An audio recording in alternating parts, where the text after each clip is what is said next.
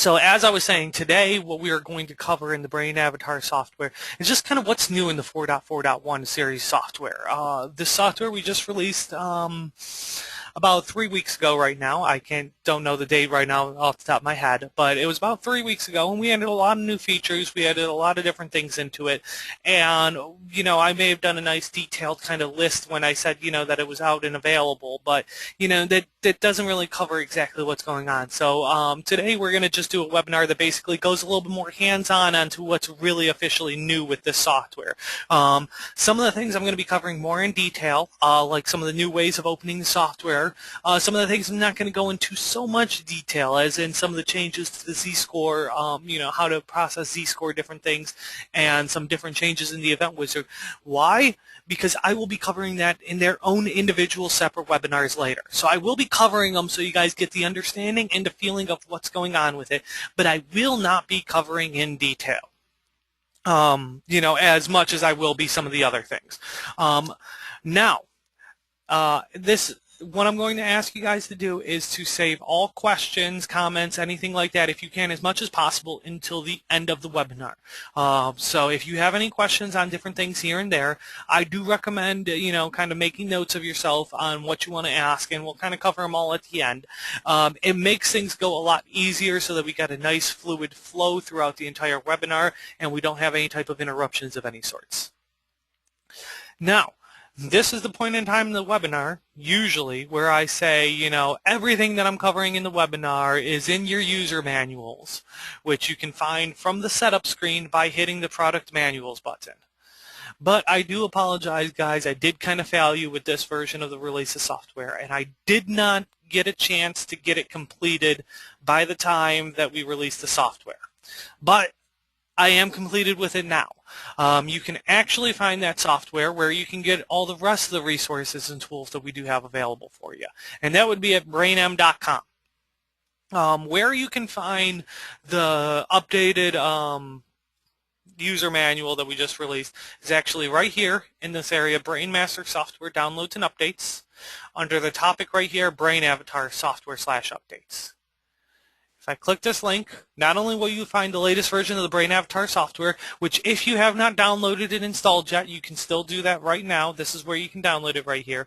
But also there's a nice new link right here under Documentations called BrainAvatar User Manual. And version 1.2 is the latest version. So if you haven't gotten to yet, you can go right here and download it, and you can use it for your own records, and it's all good to go for you. Another new area that we had right here is this general protocols that we have right here. We've created a knowledge base entry that has some different protocols that are not included with the software. There are extra features, things like that they have of different types of training that people have kind of requested prior, that we actually updated, made BrainAvatar versions of the protocols, and have put them down here for you guys to download. One of them, PZOK-UL with an alpha enhanced training. This goes on through the breakdown of it all. Another one is a Z-scores using PZOK-UL with PZMO and PZME-UL. Another one that we have right here is Z-scores using sLORETA Absolute Power 3D Head Map Select, which is going to actually be covered a little bit more in detail on our Thursday webinar. And then some EEG protocols that we also have on here. These are all specially designed for the BrainAvatar software. They'll let you know what size resolution screens they've actually been optimized for. And, just in general, that's where you can get a bunch of different things. We're going to be continuously releasing new protocols that people have requested. Anytime that they're released, they are actually going to go right here. So you're going to be able to link to that from the BrainAvatar software page right here under General Protocols. Another nice thing that's on this BrainAvatar software page is the fact that we actually can play our YouTube videos right here. Now this goes through the 4.0 instructional videos. That doesn't cover all of them, including these webinar series that we do right here. So what I'm going to do is I'm going to show you where you can get to those by hitting the back button right here, and then going right here to this link right here called YouTube BrainMaster Training Videos. So we're going to click right there, And then we're going to notice that a lot of the new webinar series are actually right here under recent uploads. This is, of course, right here. This is utilizing the BrainAvatar review session, which is one that I just did about 2 or 3 weeks ago. And this is another one right here that's actually installing and updating the BrainAvatar 4.0 software. So if anybody hasn't done the 4.0 software update to 4.4.1, this video right here is going to walk you through some of the different twists and turns that go along with it. Now, should you not want to do that yourself, and I understand, not everybody wants to kind of install the software and there's a lot that goes into it, you can always give technical support a call over here. The phone number is area code 440-232-6000. Option 3 will get you the main technical support line. Dialing extension 207 will get you Ashley Johnson's number over here, and dialing 211 will get you my direct link on it. So, of course, if you would like to upload to the software and don't want to go through the steps of doing it yourself, which is perfectly fine, just give us a call over here in technical support, or, of course, you can email us. It's support@brainm.com. So that's kind of my spiel right there to get started on things. Let's go over now what's kind of new in the BrainAvatar software. One of the things I want you guys to notice and take notice right off the bat is that you'll notice that there's 5 different BrainAvatar links. Now you may ask yourself, why are there 5 different links? Well, we've been working really extensively here in the with the BrainAvatar software to try and make things work easier for you, or for them to work as you know them to work. For example, Microsoft Word is not a self-contained program. And what I mean by that is when you open up Microsoft Word, well, you can open it up, of course, going to Microsoft Word and then going File, Open, and open up your Word document, and then do it all that way. Or you can find the Word document that you want to open, and you can double-click it. And now Microsoft Word opens up and your file is opened up. Well, we've been thinking about that, and we've been working long and hard, and we have the way to open up the software in multiple different ways. One of the ways is to actually open up the raw EEG value, which in the notes we say we can now produce EDF, BDF, and DAT file formats. And because of that now, in the review with the review system, you can actually review EDF, BDF, and DAT files, which is actually a really cool feature, especially to those of you who have old Zscore files. You can actually open those up in the BrainAvatar software, and if you watch my webinar that I did in the review sessions and all that, you can actually use it to view sLORETA information and just replay them and learn a whole lot from them. And you can actually use them to recreate new EDF files and other things, but you'll actually get more of your information, as opposed to me talking about it right now, of watching that review session webinar that we have right there. But with the ability to not only create EDF, BDF, and DAT files, we have the ability to open up those EDF, BDF, and DAT files. And you're going to see right here, this one right here is, I believe, my BDF file. That is my DAT file. And this is my EDF file. So when you have a file that's a raw EEG file in one of these formats that you have outside of the software, let's say somebody sends you an EDF file that you want to take a look at. If you double-click this file, it is going to open up directly into the BrainAvatar software and directly on the review screen. Now, what's the convenience about this is this prevents you from having to open up the software, go File, open EEG file, find where the file is located, and open it up in that fashion. It's a little bit quicker to actually find the raw EEG file you have, and here's my DAT file, and double-click it, and then it is open, and you can review it instantly. And then also the EDF file, to double-click and have it open up right in the software. So this gives you a way, much like you're used to with Microsoft Word or Excel or many of the other programs, to be able to open up the software in other ways other than going to the shortcut, then going File, Open EEG file. Another feature that we have in there is now with settings protocols. Settings protocols, of course, the only way that you could really do it is open up the software, and I'll do that real quick. Open up the file software. You have your folder that you might be in, and then go, you had the 2 ways. You could either go right here, where you would go to the settings page, you would go to the read-write settings file, you would hit your read-in settings from selected file and then select your file. Or the other option you had was, of course, going File, Import Settings, and importing a settings of that nature. What we have done is, once again, made it so that you can open up settings files outside of the software. For example, I'm going to pull out this Z-score using PZOK or using sLORETA PZOK UL, and I will double-click it. What you're going to notice right off the bat is this new menu that pops up after you double-click a settings file. It's going to ask you what you want to do. You have 4 options out of here. You have create a new study with these settings. You have use these settings in the current study.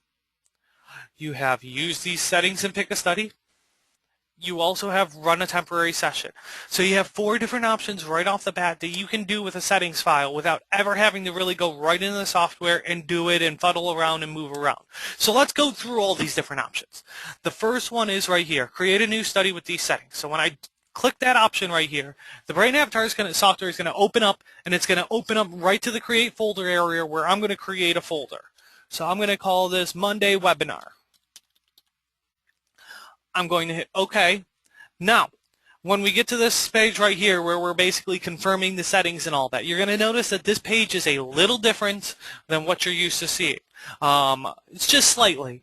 As you can see, we have our name right here that's put in, and of course comment.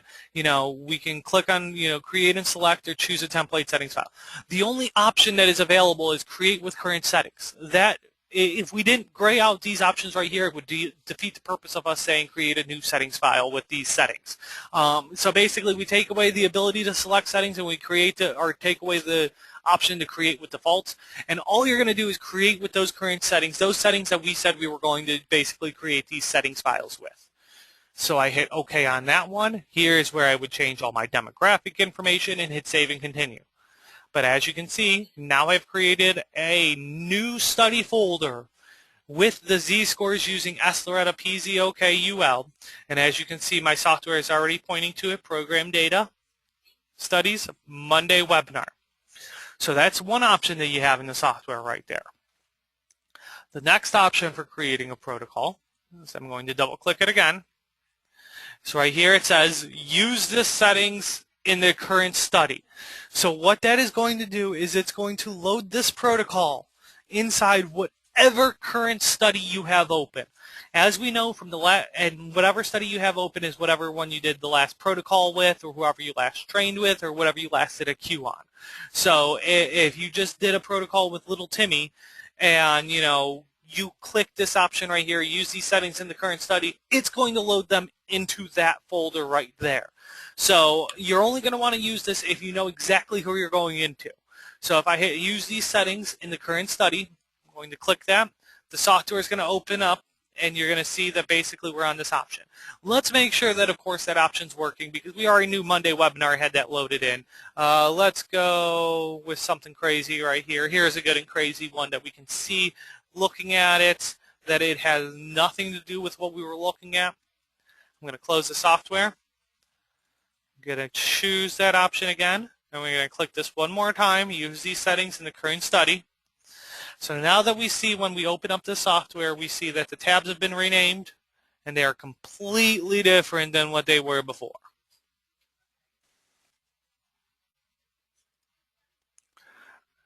The next option for opening with a settings file. Use these settings and pick a study. This is probably the most convenient one out there and probably would work best for most of you guys out there because you probably don't want to load a settings file in something you just last run. You probably want it on someone else. So the option use these settings and pick a study is designed exactly for that. So if I click on this right here, you're going to see right here the select folder option pops up, and it's going to actually tell you where do you want to put this. So you can go through all your studies folders and choose exactly where you would want to load that. When you have it, you're going to see, of course, the patient name, study info, and what the folder name is. And when you have your file that you have chosen, you're going to click Use This Study, and there we go. We have the software now opened up. All right, and the final option.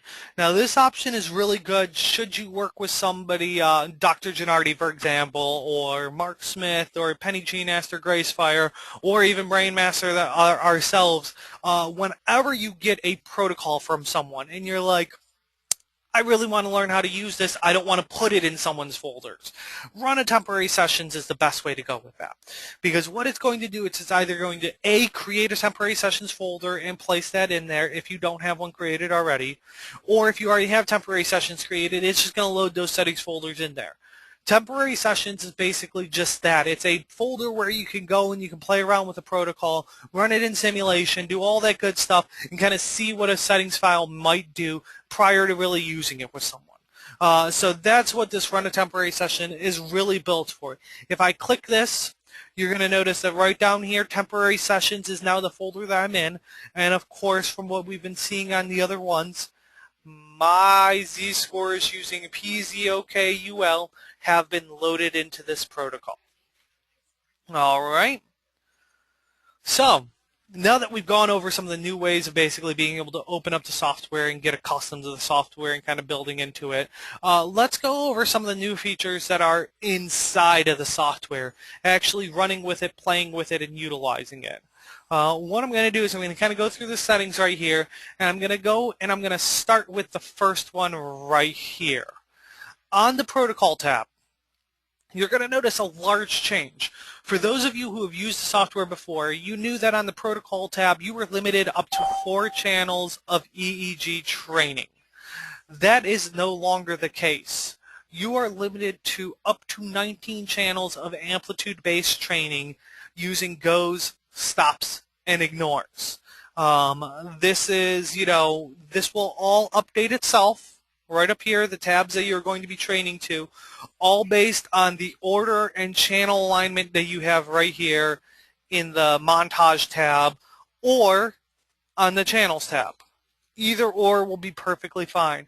But all this information and what these tabs are actually designed for are going to be designed based on that. The other thing you're going to notice on this tab is we've actually had the capabilities of adding up to 15 filtered waveforms to be able to be changed on this tab right here, meaning you aren't limited to just the base 8. You can add 7 additional filtered waveforms for different ranges, different levels, different things like that that you might want to use on here. And it actually has the capabilities to extending that far. With the increase in amount of channels and all that we've added for you to do here, one of the additional features that we added was this right here called the All tab.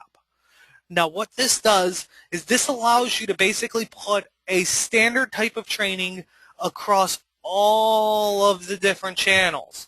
So if I said I wanted to do a 19-channel alpha enhance, I know that sounds ridiculous, but let's just say you wanted to do it. If you hit go right here, you're going to notice on every single tab, actually let me go even one step further. I'm going to do a go and I'm going to say 5.0 microvolts. You're going to notice every single tab is now going to have that information on it. And you can go through every single one of them and see that that is exactly what is going on. Now let's say that you went through and you said, you know what? On this one, on CZ, I want it to be 10.0. That's fine. Changing it on a single channel is not going to affect all the rest of them. It is only going to affect CZ. Now, what's going to be nice is let's just say you did a change like that and you didn't realize what you did. On the All tab, it's going to let you know that something has changed somewhere because this area is blank. That means it's not same on all of the channels. What I'll do is I'll actually also go to F3 and I'm going to just turn that to ignore real quick. Once again, you're going to notice that the other channels still have goes on them, but our All tab, you're going to notice that these are blank too. Once again, that is because that is not the setting for all channels anymore. That is the setting maybe for most of them, but there are channels that have different results on them. Now let's just say I said, you know what, I don't remember what I even did to it. I could have done changes to it that I don't really want to do. Let's start from square one. I'm going to go to ignore and I'm going to set this to 0.0. Well, now it's going to set those changes for all of them, including the ones that I changed. So if you've done a change to something and you don't remember what you did, or you just wanted to basically get all the channels, maybe you did too many changes, you can always go back to the All tab and basically get yourself a constant value to put through all of them. So that's kind of the changes that we went through right here. Another change that's actually a very important one for some people, but not for everyone, is you're going to notice that I am on the Bands tab right now. Now, I loaded a Z-scores using sLORETA PZOKUL. For those of you who have the BrainDX Volume Z-scores or Surface Z-scores or both, one of the things that, when talking to Ashley or myself that you guys probably remember is that we always had to set on the Bands tab right here, you had to make sure you were using BrainDX settings. That's something we always told you. You always had to use BrainDX settings, which caused us to have to do some changes in some of the different protocols and, had to go through a whole bunch of different things. Well, you don't have to do that anymore. You can just use standard settings. We take care of the Zscore processing at a separate area, so you can use your filtered bands right here for additional training should you want to. There's a lot of people who like to do alpha enhanced training or like to rename their bands and do it for a different range. I know Penny Jean sometimes will do that and do group things. I know Brownback Mason and Associates, they have a lot of large bands and all that cover different things. And the software now allows you to basically be able to do that, but still get your BrainDX processing going. Can you use the BrainDX settings for them? Absolutely. It's not required.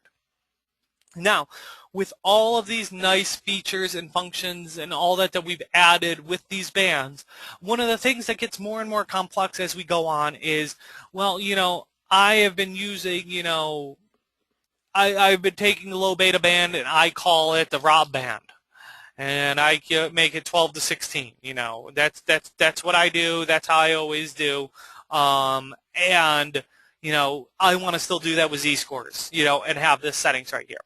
Well, we have nice flexibility that you're allowed to name your band and you're allowed to change the low and high to it and get great results because you have that flexibility to be able to control things like that. But what happens is in the Event Wizard, sometimes the Event Wizard doesn't like the changing of names of threshold or, bands and things like that. So things that we have threshold set to, sometimes would freak out when you would do something like this. And the reason I chose the fourth band right here is because that's our low beta band.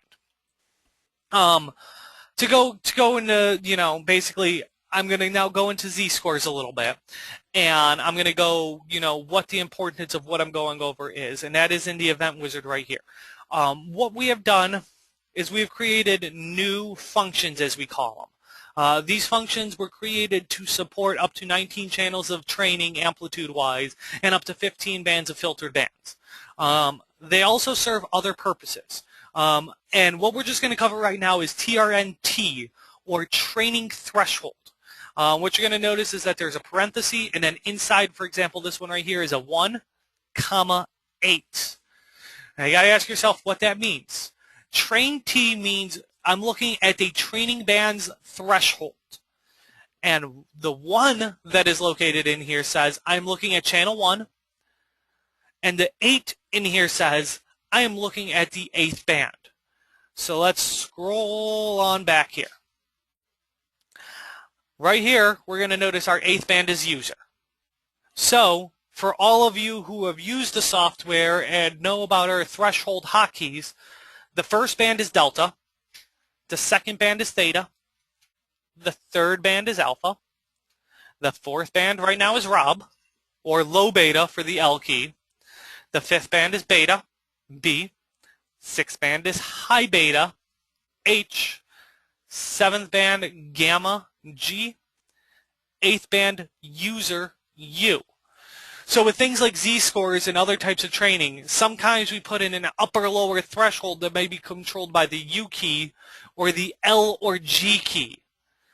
As you change names of different bands, or as we were doing with the BrainDX things, well, now the Event Wizard needs to look for those if you were using it the old way. For example, Uther and Gether, or Gether and Aether. Now you don't have to, because this right here is basically going to say, this is my U key right here, and this is my L key, because the hotkeys are always going to be band 1D, band 2T, band 3A, band 4L, band 5B, band 6H, band 7G, band 8U. So what we have done is you can name these bands whatever you want. You can name them the Rob band, for example, I have. But the L key is going to control it, and I don't have to change anything in the Event Wizard anymore. Prior to this update right here, you would have had to change something in the Event Wizard if you changed the name of the band. You do not have to do that anymore. That's where the convenience of this is right here. As I said, a lot of these functions I'm going to go more in depth on in a later webinar, but this is the basic function of them, that basically it allows you to point to the specific channel and a specific band without having to realize C19AT or whatever, and then remembering, oh, well, I renamed that to Falfa, so now I have to do C19, Falfa T. You don't have to do that anymore.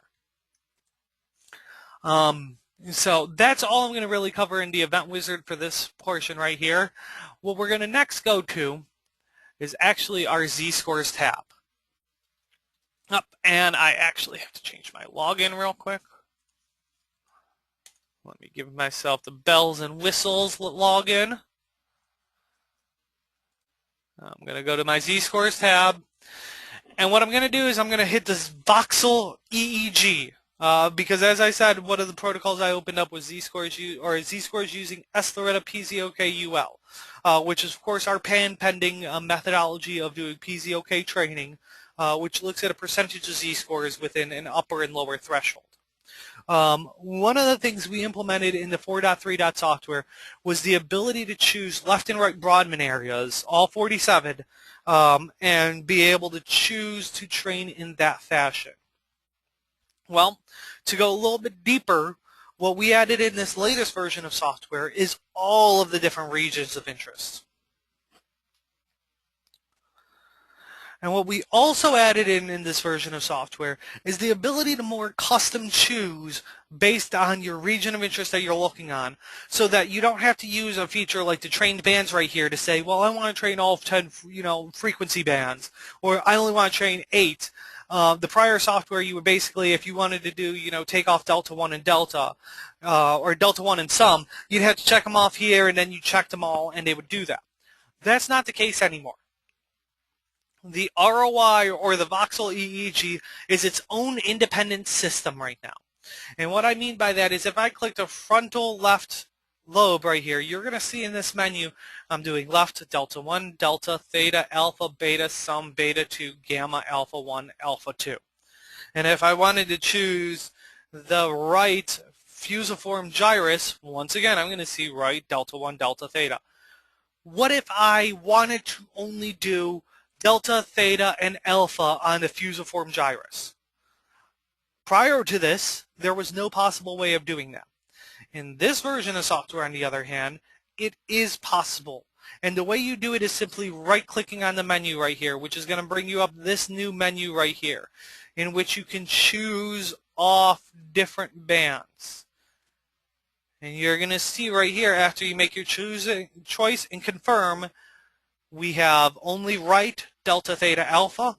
You're going to see right here under ROI that we are now only training 13 Z-scores, which makes sense because we have 10 up here and 3 right here, which means we're only looking at 13 now.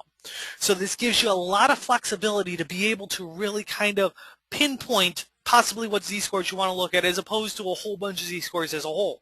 Now, if you still want to do that, you have the capability of doing so. In the prior version of software, 4.3.1, I told everybody, oh, if you want to basically turn on all the left, you double-click it right here.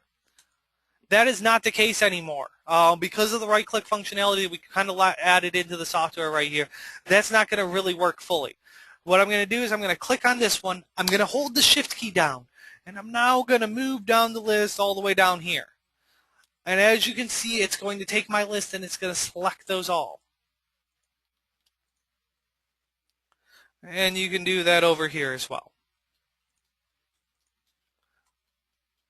I'm going to unselect, and I'm going to unselect. So this gives you the ability to really kind of get to where you want to. If you want to do a whole bunch of z-scores, really do the multivariate proportion, focusing on a whole bunch of different z-scores, you have the ability to do so. If you don't want to do that, you want to only do maybe 6 or 7 here and there, at a couple different areas, you have the capability of doing that also. But what I'm going to do real quick is I'm going to click right here. I'm going to click right, I don't want to do that one. I want to do that one, and I want to do that one. So I'm going to add those. I have 30 ROIs. I'm going to hit use these settings and close.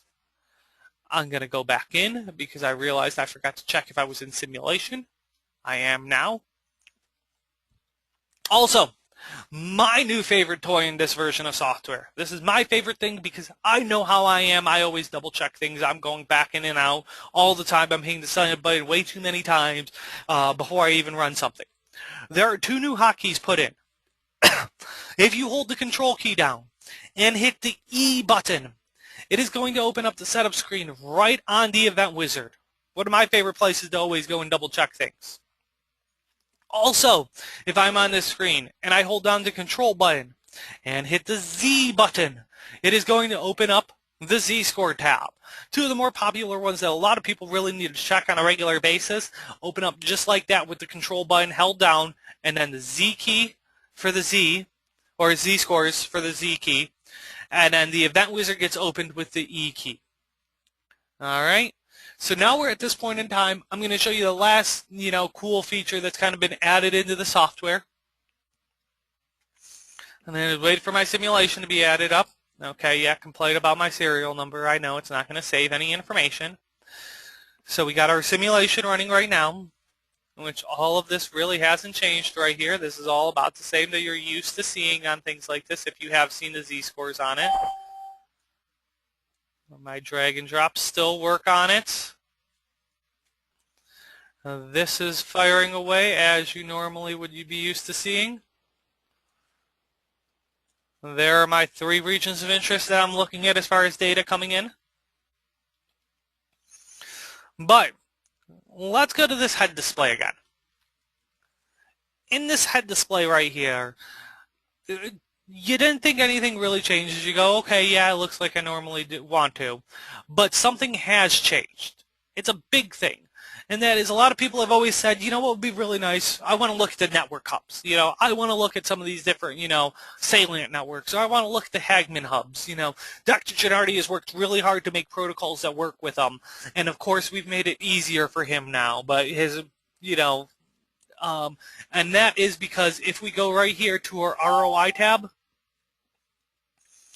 and we scroll down, there are the Broadman areas, and usually it ends at Broadman area 41, but it doesn't anymore. We have added in this, I think it was 7 Hagman hubs, 6 Hagman hubs. We've added in the 6 Hagman hubs. We have also added in the default mode network as defined by both Dr. Gennardi. I'm going to turn this up so we can see this a little bit better. As well as by Dr. David Kaiser. There's a slight difference on it. We have also have the central executive network in here, as well as the salient network. Now you would think, okay, that's cool for display, that's really good. But the cool thing that really goes in, and like I said, I'm going to go into a little bit more detail in the Event Wizard, or actually this Zscore webinar coming up right here, is that these have not only been added for display, but they have functionality as well as for ROI training as you would do a single ROI. These ROIs are controlled to the 4000 series. And what I mean by that is if you go to SLORETA ROI A, as some of your protocols might have in there, you might see 1001 in there for a region of interest, or 2010, or 32, or pound ROI frontal. There is now, one of the ways of doing it was the 1000 series, which was all lobes, 2000 series, which was all gyrus or gyri. I don't know if that's the proper way of pronouncing it, but I like gyri. And then there was Broadmans for the 3000 series. Well, the 4000 series are these network hubs. So you got 4001 is defined to the Hagman 1, 4002 Hagman 2, 4003, 456. The default mode network for Gennardi is 4007, 4008, 4009, and then finally 4010. So you can now use those. For example, I know we have some protocols out there that are, doing surface Z-score training with doing a LORETA region of interest, and current source density style, or even sometimes even using the Z-score training on it. You can use this right here in combination with it. And that is kind of one of the additional features. Also, there's a person on here who had asked at one point in time about slicing a region of interest. And I want to report to you that that capability is now in here. And you can do both X, Y, and Z slices on here on a region of interest. And it's going to give you the information for those X, Y, and Z's on here, even for a region of interest. It never used to work for the region of interest. Now it does. So you can actually slice those and see the different slices on a ROI. So that kind of about wraps up, what's new in the BrainAvatar software. Not really, because I'm going to be doing 2 one-hour webinars that are going to go even further into the BrainAvatar software. We're going to be digging a lot deeper as to some of the different additional features of, for example, utilizing an ROI head map right here to basically choose what site and what area you're doing training on, or utilizing more of some of the new functions that are in there, and really getting into more detail on it. Now, of course, at this point in time, I'm going to open up the floor to any questions that anybody might have out there. I know I covered a lot of data in this little bit of time, but of course, any questions are welcome. Okay, so Mike Griffin's asking about the two. Okay, I'll get to yours, Debbie. Mike, you mentioned the 2 control features. The way that they work is it's Control Z, Control plus Z, and Control plus E. Control plus Z brings up the Zscore menu. Control plus E brings up the setup screen right to the event wizard screen. So those are the 2 ones right here. Debbie asks, how do we get the desktop thing? Are you talking about like the EDF files that I have as shortcuts and the settings protocol? Is that what you're referring to? Well, you know what? The way you do those is you can simply drag and drop them to your desktop. I set them up on my desktop as a quick example so that I didn't have to go running around heads or tails, trying to show you exactly where they are. The way that the software was written is with this latest version of software, these are automatically going to start looking like this. So you don't need to have them on your desktop. You can have them technically, and let me bring this over here, where they are right now. So like most studies folders are going to be in Program Data, BrainMaster, Studies, and if I go in here, you see how we have a settings file right there, which means I can open up that settings file. Or if I go right here, here are all my EDF files. And if I double click them, it's going to open up my EDF file right here. So they don't need to be on the desktop. I just kind of did that as an example right there. They can be wherever is most convenient for you. I just did it, like I said, right now just to kind of show it off. Does that make sense to you? Dr. Warner, you're asking, is BrainDX required for these choices? Once again, are you referring to the Zscore menu that you're referring to exactly as I'm saying these choices? With Dick's protocols, he has a bunch of ones that are ANI already. He has some that are BrainDX. He has them. He's a madman. He works way too long and way too many hours on different things, and he has them set up for both ANI and BrainDX. So with those, you basically, if you message him and say you want them for ANI, he'll supply them for ANI. You say you want them for BrainDX, you'll have them for BrainDX. They will work either which way. So the short answer of it is these all work for all of them. Dr. DeVore, you were asking if there's an example of surface Z-score and ROI voxel training. I am currently kind of in the process of developing one. I can show you one, basically that's going to do Z-scores on both of them. I can show you one that's amplitude-based if you would like to look at that. Would that work for you, Dr. DeVore? We'll go over Dr. Gennardi's protocols here in a moment. Let me finish with this. I see that Dr. Gennardi's protocols are a hot button, and that's probably because he was getting everyone going on the Google group on that. But give me one moment, and what I'm going to do is I'm going to go here, C drive, program data, BrainMaster, settings, discovery protocols.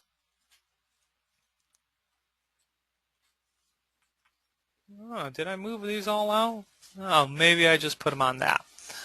All right, here we go. Z-scores using PZOK-UL with ROTRI training for BrainDX for the discovery. So I'm going to double-click that.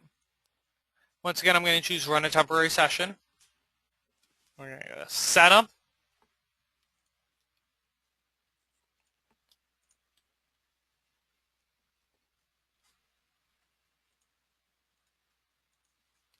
All right, so now I'm going to basically show the basics of this one right here. This is a Z-scores using, this is surface Z-scores right here that are also doing region of interest, current source density training on a region of interest. The way that this protocol is set up is very basic. You got your Z-score training going on and you got your ROI training going on. They both have a % reward going on with it, so you can see basically how successful the person is doing with the training. But the final outcome and reward isn't going to happen unless both are being met. There's some flexibility that can go on in this. On Thursday, I'm going to be talking a little bit more on this one, and I'm also going to actually be showing off one that's Z-score training for the region of interest, as well as Z-score training for the actual surface style. But this is your basic kind of protocol that you have right here, and you're going to have, of course, your monitor screen right here. And this is your Z-score tab where all the training is going to be occurring with that. And then this is where your region of interest training is going right here. As with all of our protocols, the threshold is adjustment for the ROI training right here, which you can, of course, adjust yourself to a dynamic style threshold. And then this is where you can adjust your upper or lower thresholds right here. And you can, of course, also do it with the C key to change the % success that you have on there. I know I covered through this very, very quickly, but I know that a lot of people were having other questions. And I just kind of wanted to get through those really quick. Did you have any questions on this, Dr. DeVore, before I kind of moved on to a lot of the other ones? Okay. Now, Dr. Warner, you said the list that appears to select the ROIs is available with ionized Z-scores on the Z-score selection tab. It is not, because when it comes down to voxel EEG for sLORETA Z-score training, we do not have any type of database information for ANI. We only have that database information for, or sLORETA information for BrainDX, so that menu is only going to pop up when you're doing ANI or BrainDX 19-channel Z-score training. At that point in time, and you of course have that purchased, you will be able to choose voxel EEG, and then you can choose the ROI selector thing right there. Now, Dr. Gennardi and us over here have done many different protocols that utilize the surface ROI or surface Z-score training with ANI, with the current source density training, much like actually what's going on in this protocol right here. It is actually doing the true power of the Z-score train, or the true power of the ROI in current source density levels with surface Z-score training, which has actually been proven to be very, very popular, and a lot of people really like that. It's just what I'm going to be going more in depth on is actually something that is specific to BrainDX, and that is doing sLORETA Z-score training. I hope that helped you out with that one, Dr. Warner. Does anybody else have any questions?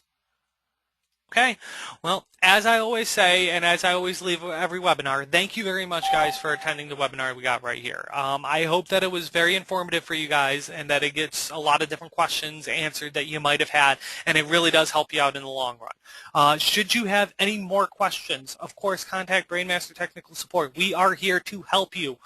Support@brainm.com. That's SUPPORT @brainm.com.